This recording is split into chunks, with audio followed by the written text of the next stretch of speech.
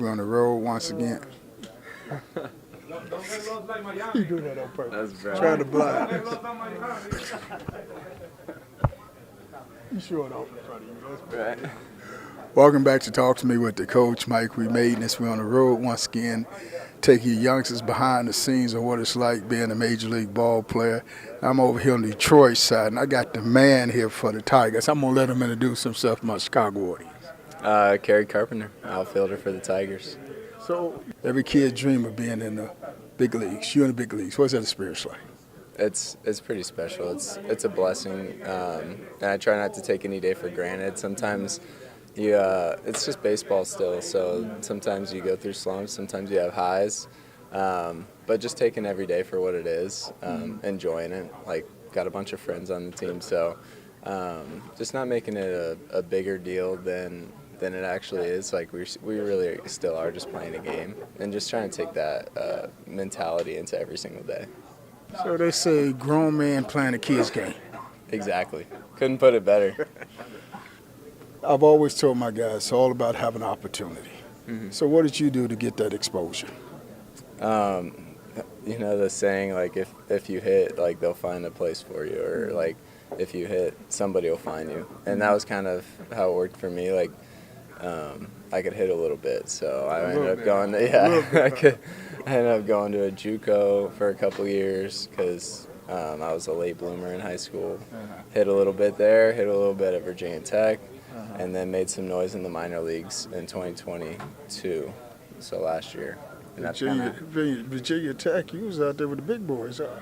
a little bit. The ACC was fun to play in, and we had some good players on our team. So, yeah, just do something special for You said people. you could hit a little. So what was your batting averages along that road? What was your average batting average? Man, in JUCO it was probably average like high 300s, and then I hit 260 in AA in 2021, and then 300 in AAA last year. You went out there and got in beast mode, huh? Yeah, exactly. So what we say, you was trying to show off, huh? Exactly. I had to because I wasn't a high pick, so I had to make noise to make it up here. So you got somebody's attention. I got somebody's attention. Praise the Lord for that. So what is it like when you're going into minor leagues? I mean, you know, I hear it didn't change a lot. Torrey Hunter told me about peanut butter and jelly sandwich, $10 a day meal money. Mm-hmm. But I understand it and kind of upgraded since them days. It's definitely upgraded a little bit, but it's still not the best clubhouse. It's not the best stadiums. Not playing in front of big crowds until you get to AAA, really. So it's definitely a grind every single day for 6 months straight. So.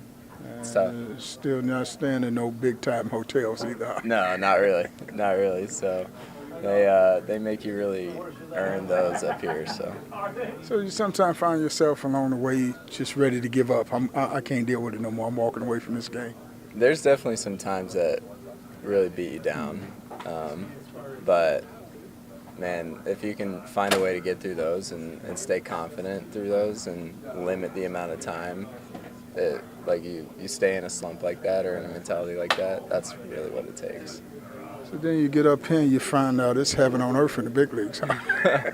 I wouldn't say heaven on earth, but it is a little more comfortable of a lifestyle up here. You get to fly, you get your own room, you get a chef back there to prepare your meal.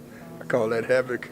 It's pretty nice. It's a blessing. I mean, every single day it's incredible. I try not to take anything for granted.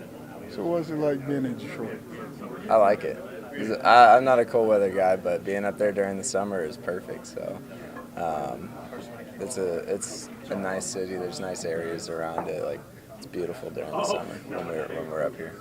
And then you just so happen to come in at one of the future Hall of Famers and stars of the game, be on the same team with Miguel Cabrera. Yeah, that's pretty special. I mean, a player I grew up watching for 20 years and then finally get to share a dugout with him.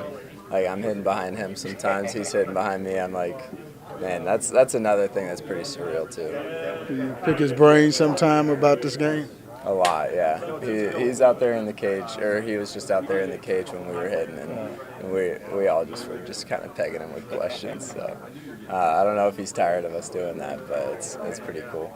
So a lot of people don't know the average lifetime of Major League ball players 2 to 3 years. What do you do to prolong your life in the big leagues?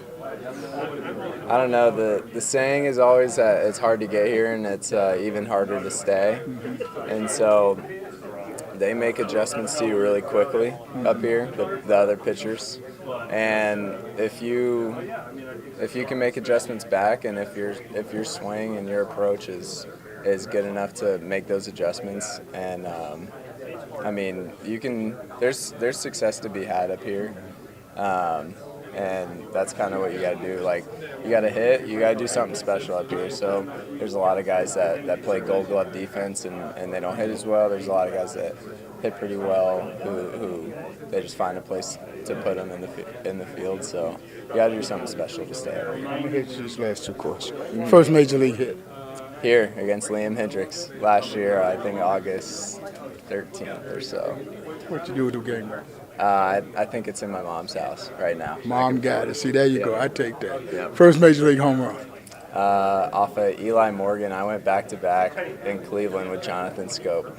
And fastball out over the plate and hit it out first pitch. What you do with that ball? I think that's back home, too. Mom with got that mom, one, too? Yeah. Mom, you're on the road here. All right, last question. Every kid dream playing in the big leagues. Get that call if you're going to big leagues. Walk in that locker room for the first time.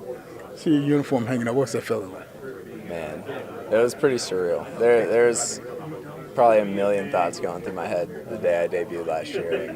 It was, I don't even know exactly what was going on in my head, but I was just like, man, I just want to enjoy every second of this. Did you walk in the locker room or did you float in the locker room? I think I walked, but man, you could have fooled me either way. So. Did you cry? No, I didn't actually. I'm sure my mom and I'm sure. I know you know mom cried. Yeah, you know that. Oh, my baby in the big league. Yep. So it was cool. Coach, take your youngsters behind the scenes with the man.